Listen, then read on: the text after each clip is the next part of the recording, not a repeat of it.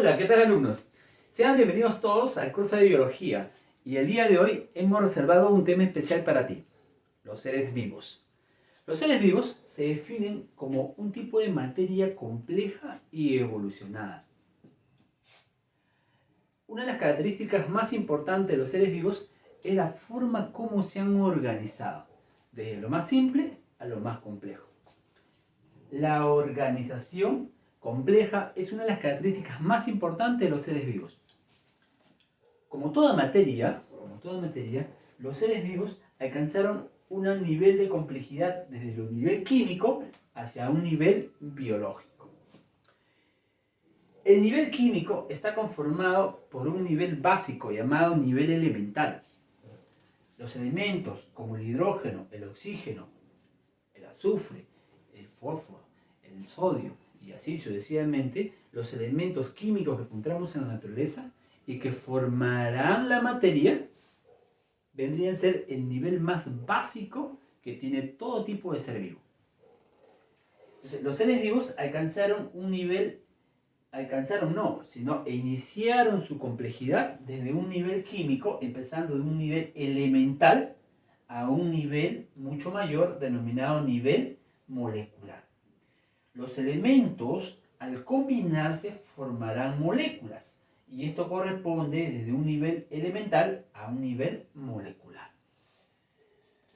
Cuando el hidrógeno y el oxígeno se unen en una proporción de 2:1, formará una molécula llamada agua, formando así un nivel de complejidad mayor.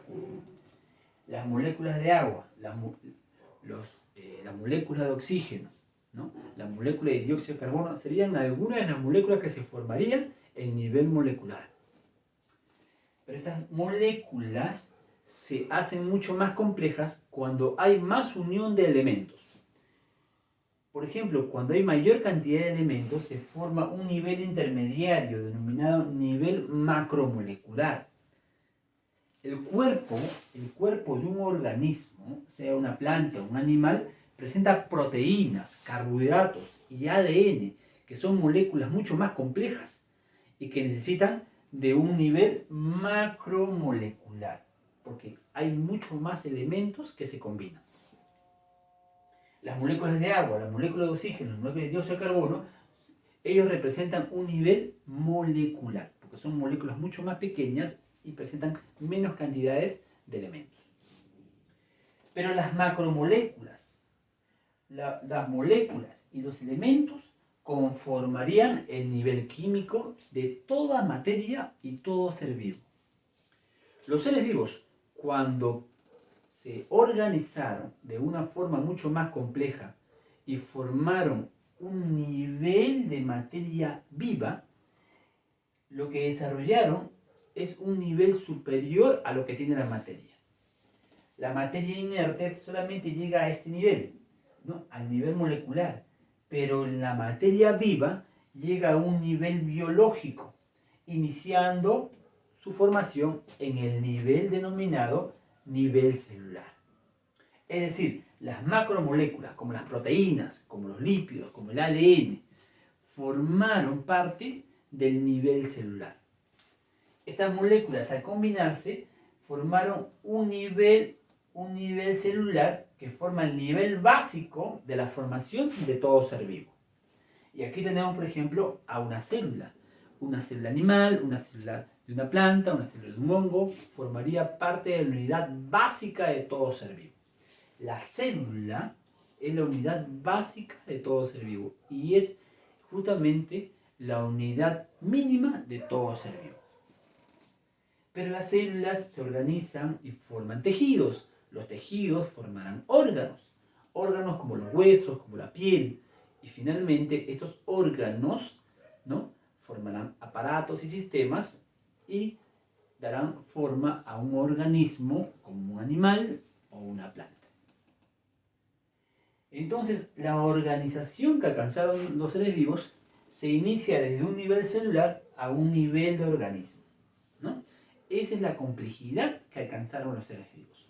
La materia solamente presenta un nivel químico, a diferencia de la materia viva, ¿no? La materia inerte solamente tiene un nivel químico, que va hasta el nivel molecular. Pero la materia viva, o ser vivo, presenta un nivel biológico que va desde un nivel celular hacia un nivel de organismo, como observamos en la imagen, en una planta o un animal, ¿no? Esa sería la característica más importante que encontramos en un ser vivo. Pero hay niveles mucho mayores, ¿no? En las plantas, en los animales, alcanzan niveles superiores a un nivel de organismo. Por ejemplo, un individuo como un león, ¿no? O una leona, ¿no?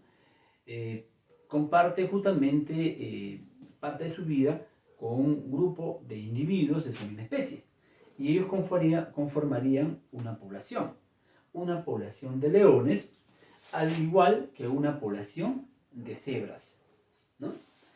También estos individuos, este conjunto de individuos, es decir, la población de cebras con la población de leones, en conjunto formarían otro nivel, denominado nivel de comunidad. Cuando tenemos dos o más poblaciones, estamos hablando de comunidad. De esa manera, también los organismos mucho más complejos, como las plantas, los animales, alcanzan niveles mayores al nivel de organismo. Pero las bacterias, los hongos, ¿no? Y los protozoarios o los protistas no alcanzaron un nivel de organismo debido a que su evolución ha sido estancada en niveles inferiores, ¿no? Otra característica de los seres vivos es el metabolismo. Todo ser vivo realiza una serie de actividades. Esas actividades que realizan en el interior del organismo, por ejemplo, como el desgaste de energía de este herbívoro, al evadir a un depredador. Al evadir al depredador, este individuo va a empezar a respirar, va a empezar a contraer sus músculos, ¿no? Y va a haber un derroche de energía.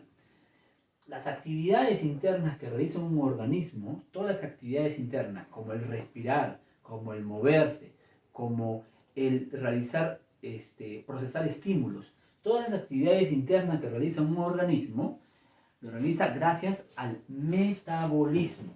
¿Qué es el metabolismo? Son las actividades, ¿no? Actividades que desarrolla un ser vivo a partir de reacciones químicas. O sea, estas actividades que realiza un organismo lo realiza a partir de reacciones químicas. En el interior del organismo va a haber reacciones químicas. ¿Qué son reacciones químicas, profesor? Lo que pasa es que en el interior del organismo debe haber cambios de moléculas. Las moléculas cambian constantemente y esos cambios de moléculas se denominan reacciones químicas. Entonces, metabolismo, actividades, ¿no? Que son realizadas mediante reacciones químicas. Son todas las actividades que realiza un organismo. Esa es la definición de metabolismo. Son todas las reacciones químicas que realiza un organismo, ¿no? Profesor, y también el metabolismo también tiene otra información más. Sí, también se denomina, también se clasifica el metabolismo en dos grupos, ¿no? Hay metabolismo, por ejemplo, que degrada sustancias, ¿no? O sea, degrada o fracciona sustancias.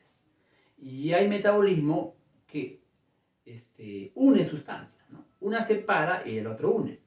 Por ejemplo, cuando este individuo, por ejemplo, cuando este depredador empieza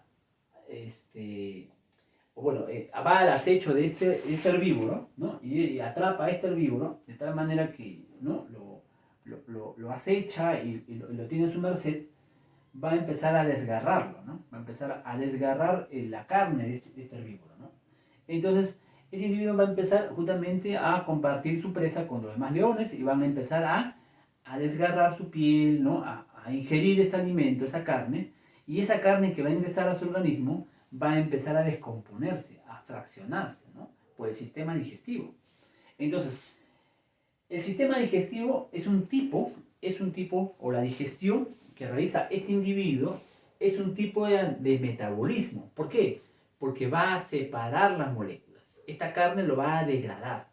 Cuando las moléculas se separan, cuando se degradan, cuando se separan o fraccionan, ¿no? Tiene un nombre, se denomina catabolismo. Entonces, cuando se separan las moléculas, catabolismo.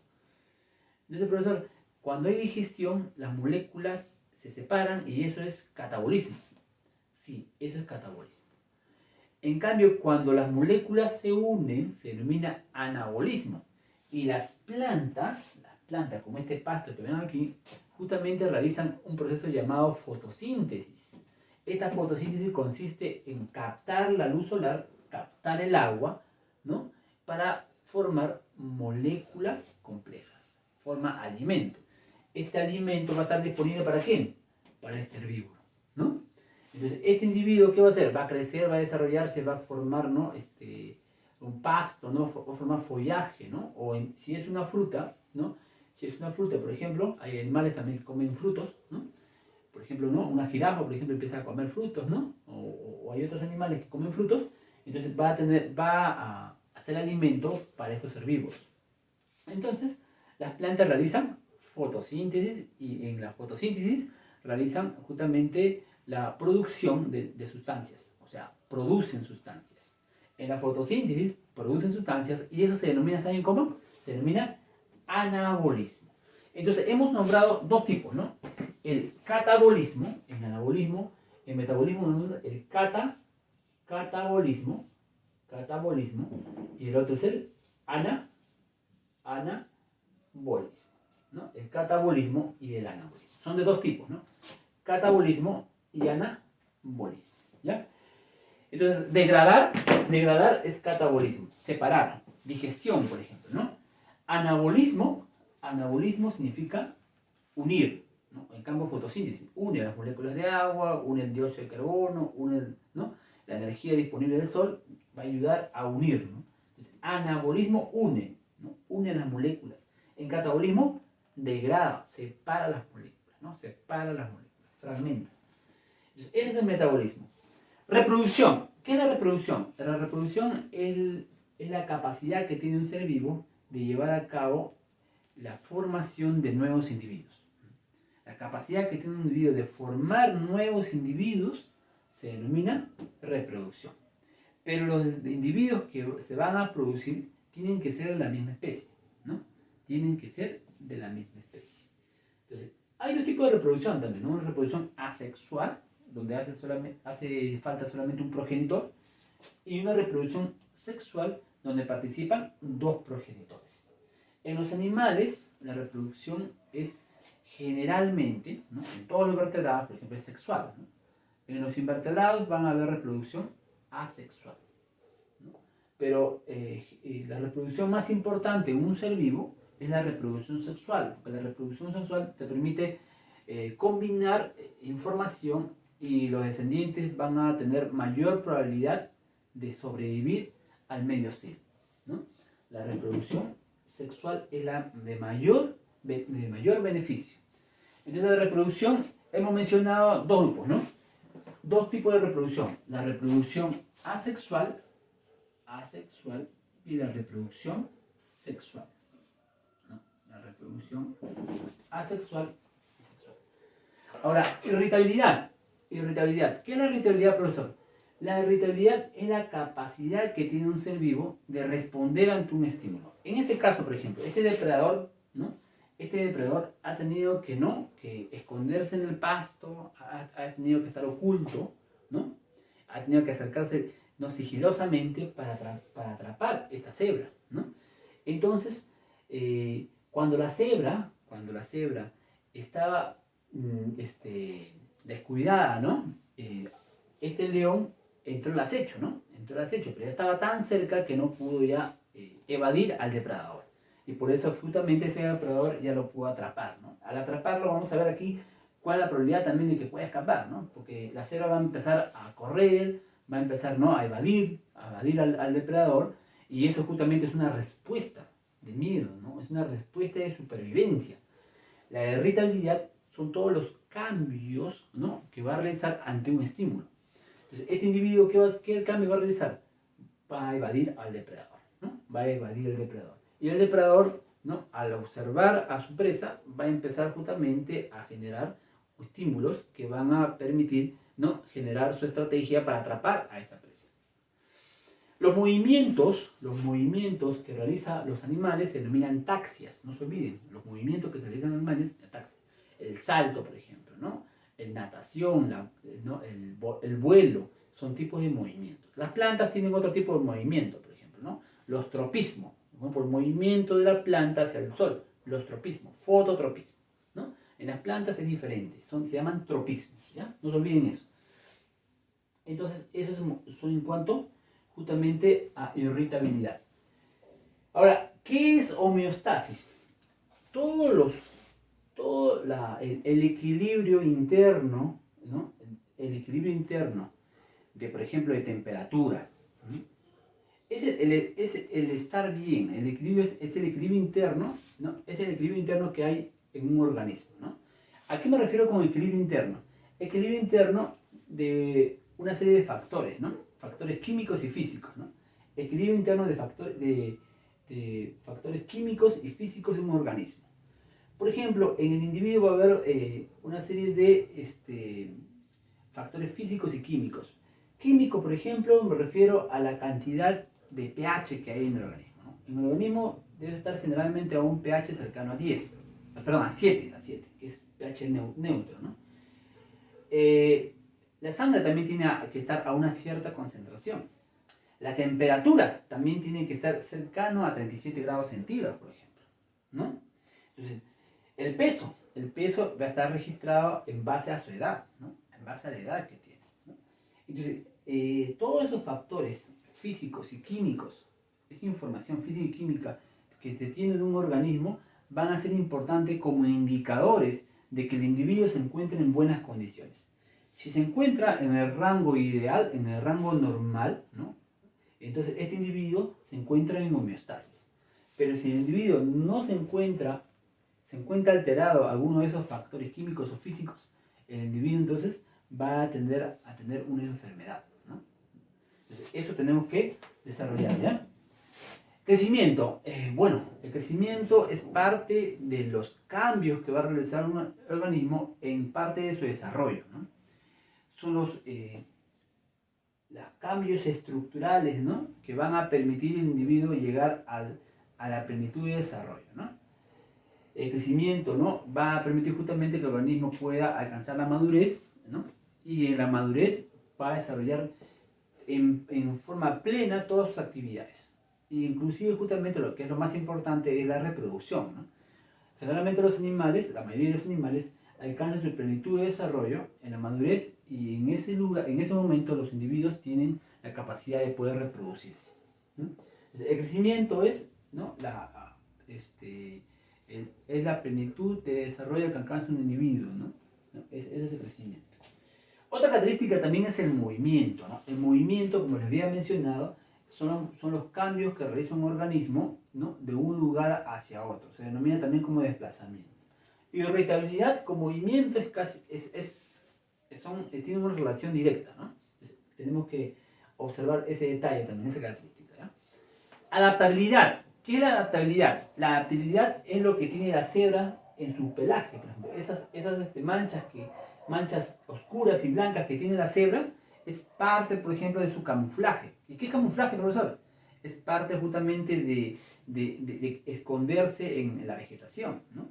Cuando el león observa una cebra, un depredador observa a una cebra a lo lejos, en la sabana africana, por ejemplo, que es el lugar donde se encuentran estos animales, va a ser difícil identificarlas, justamente por estas manchas oscuras y claras, que no permite visibilizarlo rápidamente, ¿no? Tiene que estar bien cerca para poder visibilizarlo. Entonces, esta es una adaptación que tienen estos organismos para poder evadir a los depredadores. Algo parecido también tiene la jirafa, ¿no? Esas manchas oscuras y claras, ¿no? Que lo simula y que no puede observar justamente, no va a poder atrapar al depredador. Algunas aves también tienen ese tipo de color, ¿no? Aves, insectos, la mayoría de animales tienen esa forma de camuflaje, ¿no? Para evadir a los depredadores. Eso se llama adaptación. Las plantas, profesor, las plantas también, por ejemplo, las plantas cactáceas, estas se han adaptado, ¿no? a climas hostiles, ¿no? Donde las lluvias son muy bajas o escasas, y ellos cambiaron las hojas por las espinas para poder ahorrar justamente agua, ¿no? De esa manera, jóvenes, hemos culminado con el tema del ser vivo y esperemos que les haya gustado. Y ahora sí, a practicar de nuevo la práctica y la tarea. Chau, chau. Nos vemos, jóvenes. Cuídense.